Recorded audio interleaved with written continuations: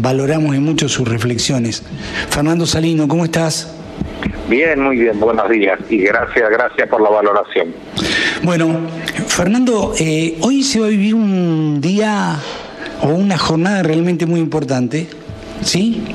Porque indudablemente desde la sensibilidad que caracteriza a quien gobierna la provincia, se pone a todos los municipios en un marco de igualdad y de alguna manera se sigue con acciones que están acorde con la prédica, ¿no? Es decir, lo que se predica se hace, se dejan de lado algunas diferencias para precisamente ponernos a todos en pie de igualdad. Digo, ¿cómo analizás todo esto? Digo, porque estaba haciendo estaba reflexionando a partir de este artículo que aparece en La Política Hoy, que tiene que ver con un viaje a la República de San Luis y la mirada que tienen desde afuera. Sí, acabo de leerlo. Acabas de leerlo, bueno. Y se me ocurría que vos eras la persona indicada para hablar de este tema, ¿sí? A mí lo primero que se me ocurre valorar es un gobierno presente. Estas crisis producen en la sociedad en general y en los más damnificados en particular una sensación de soledad muy grande. Digamos, me quedé sin empleo, no puedo pagar el crédito, me pasan muchas cosas en la más profunda soledad. Sí. Yo creo que lo que el gobierno de San Luis está diciendo en todas las medidas que toma es que para todos los habitantes de San Luis y en todos los rincones de la provincia, el gobierno reconoce la crisis, la acompaña, está presente y busca soluciones para los diferentes sectores en el nivel y en la posibilidad que el gobierno provincial tiene. Por ejemplo, los 50.000 pesos a pequeños comerciantes, sí, y a pequeños emprendimientos, a personas que esto además tiene un sentido muy elevado porque no solo ayuda a quien ayuda, sino que promueve que siga una actividad que tiene otros efectos también beneficiosos indirectamente para otros. Entonces me parece que lo más rescatable acá es que el gobierno dice que entiende la crisis que se vive, que está presente y que acompaña en principio a los más humildes y a los más necesitados, y en este caso a sectores que son o fueron de clase media, a pequeños comerciantes que inclusive se les dice con mucha claridad que se pretende que sigan su actividad y de alguna manera que se trabaja en conjunto para superar una crisis que va a ser muy difícil y que los propios funcionarios nacionales reconocen que se va a extender. Y creo que esto es lo primero que nos distingue. No hablar de medidas macro, de grandes situaciones con víctimas anónimas, sino claro, acercarnos como gobierno a quienes tienen dificultades y a quienes efectivamente se debe ayudar. Es decir, la efectividad de la acción, digamos, ¿no? Es decir... Sí, además la distinción de quienes creen que el Estado no debe intervenir en ninguna instancia de la economía, creen que deben preocuparse por grandes inversores o por cuestiones que tienen que ver con el movimiento de la masa monetaria y no atender situaciones en particular. Bueno, este es un pensamiento distinto que obviamente es el que nosotros acompañamos. Sí. Digo, en lo que se refiere a hoy, la génesis de todo esto es precisamente una acción que produjo una decisión, inclusive dentro del bloque justicialista, ¿no? Digo, toda una situación rara, extraña, para el oficialismo que gobierna la provincia desde siempre, pero que está planteada desde una ambición personal de alguien, ¿sí? Y que provoca lo que provoca.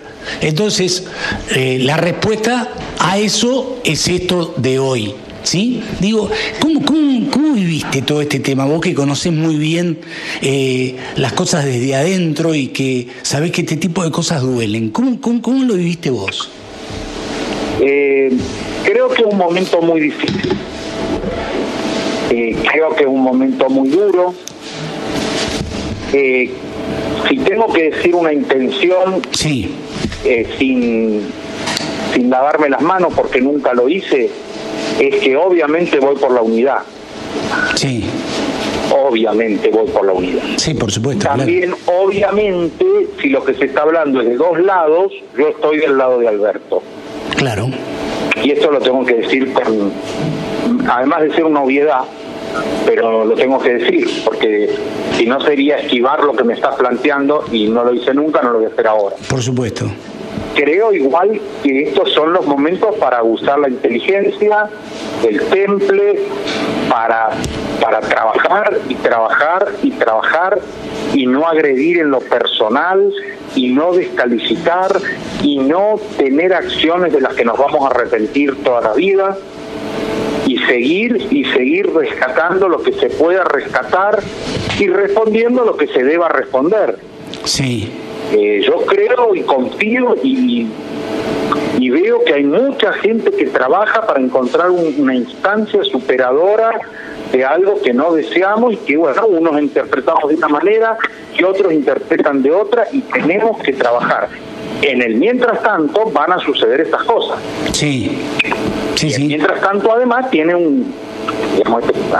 sería como una crónica. Esto tiene un final, porque llega un momento, muy sabiamente, la política electoral tiene plazos, y bueno, y en esos plazos empieza a definirse alguna cuestión, que tal vez no sea la cuestión de fondo, porque la cuestión de fondo acá es un proyecto exitoso de 30 años, una idea de cómo se gobierna, que es la que todos nosotros tenemos la obligación de sostener, y vamos a seguir sosteniendo. Nos sostenemos en este momento evitando descalificaciones personales, sí, evitando profundizar, poniendo sales en medidas que hay creadas. Esto no es futuro, es presente. Y hay alguien que mientras tanto tiene que gobernar, y todos tenemos que acompañar esa obra de gobierno. El tiempo electoral ya va a venir. Sí. Ya va a venir, y reconozco que está ahí. Pero digo, por supuesto, digo, pero con vos. No sé si te conforma mucho lo. No, absolutamente, pero quería que reflexionáramos juntos sobre esto, porque vos sos un tipo que tiene una enorme sensibilidad y profundidad en el análisis. A mí me da la sensación como que toda la crisis que estamos viviendo los argentinos ha generado la posibilidad de que lo que de alguna manera naturalizamos hoy empiece a tomar el verdadero valor que tiene, ¿sí? Es decir, nosotros naturalizamos que en la provincia se construyan viviendas, que se construyan hospitales, hay 28 obras que ha iniciado el gobierno en el medio de una crisis donde no hay una sola obra en el país que se esté iniciando y mucho menos terminando. Hay un montón de factores que son muy positivos, que tienen que ver con el ADN de un proyecto político que indudablemente gobierna desde siempre, pero que nosotros lo hemos naturalizado. Ahora lo que yo siento es como que la crisis nacional nos ha abierto los ojos frente a esta realidad, y además la actitud moderada de Alberto, la actitud mesurada de Alberto, la no agresión, el hecho de involucrar a todos, el tema de los 50.000 pesos para los comerciantes, está muy bien que lo haya señalado, porque forma parte de todo esto, sí, de lo que estamos hablando, de seguir manteniendo vigente la economía y el círculo virtuoso que siempre se trata de provocar. Y me parece que esto va por este camino, ¿sí? Digo, lo interpretás de la misma manera. ¿Cómo vivís este momento, teniendo en cuenta el contraste de lo nacional y lo provincial? Yo creo que sería importante que nos detengamos un momento en por qué lo naturalizamos. Porque quizá ahí alguna de las fortalezas de esta construcción, que para mí es formidable. O sea, un puntano puede decir: mi abuelo vio que tener una vivienda facilitada de alguna manera por el Estado es un hecho justo, lógico y natural. Sí. Mi padre entendió lo mismo, ya heredado de mi abuelo, porque ahora tenemos la casa de mi abuelo y la casa de mi padre conseguidas, alcanzadas a través de una construcción común con un Estado presente. Entonces, ahora yo ya concibo como una lógica lo que le pasó a mi abuelo, lo que le pasó a mi padre, lo que le pasa a mis hermanos. Este es un dato objetivo. La mitad de la población de San Luis tiene viviendas construidas por el Estado. Entonces, por eso esto se vuelve natural. Y en realidad es formidable que la gente de San Luis conciba que la justicia, lo que los peronistas entendemos como justicia social, es un hecho lógico, natural, inherente a la condición de ser humano.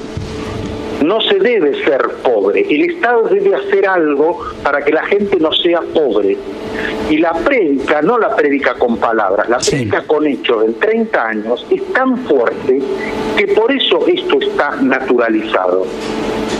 Claro. En el nivel que San Luis lo puede lograr, en el nivel en que San Luis lo puede hacer, claro, en la cantidad, en el tiempo, en la forma, con subas y bajas, con momentos de mejores políticas de vivienda, con momentos en los que hubo que cerrar un poco la cuestión y dedicarse a otras cuestiones que se volvieron acuciantes, porque siempre desde lo nacional la cuestión fue difícil y hubo otras situaciones que debimos atravesar.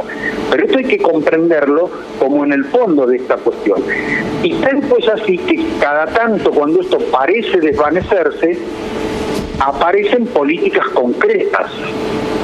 Y aparece un gobernador que dice, no, yo les voy a decir lo que vamos a hacer, y vamos a hacer esto, y esto, y esto, y vamos a acompañar acá, y vamos a acompañar a los jóvenes para que efectivamente esta concepción de justicia social se les haga carne, se les vuelva propia, y esto además empiezan a ser leyes y derechos adquiridos que ya no se pierden nunca más, gobierne quien gobierne. Claro. El avance tecnológico de San Luis y la instalación en la mentalidad colectiva, en el ideario popular de cómo tenemos que vivir, cómo nos tenemos que relacionar con la tecnología, es una construcción que no se destruye más. El Panamericano de Ciegos de Ajedrez no se juega en San Luis por una casualidad. Claro. Se juega porque en 2005 hubo un mundial de ajedrez, porque hay una concepción del ajedrez, porque hay una concepción del problema de la gente que no ve, de hacerla incluir, de hacerla participar, porque alguna vez dirigentes sabios construyeron tableros para ciegos y lo trabajaron, y hoy vienen acá y el mundo dice que el Panamericano para ciegos se juegue en San Luis. ¿Por qué esta es la idea? Porque esto es lo que quiero decir, lo doy como un simple ejemplo, que simple tiene poco, porque costó mucho trabajo a mucha gente, pero las cuestiones se van instalando y se naturalizan por este tema. Nosotros decimos, es natural que los ciegos jueguen al ajedrez. Y encontramos otros lugares de la Argentina que dicen, acá nadie juega al ajedrez y muchísimo menos el ciego.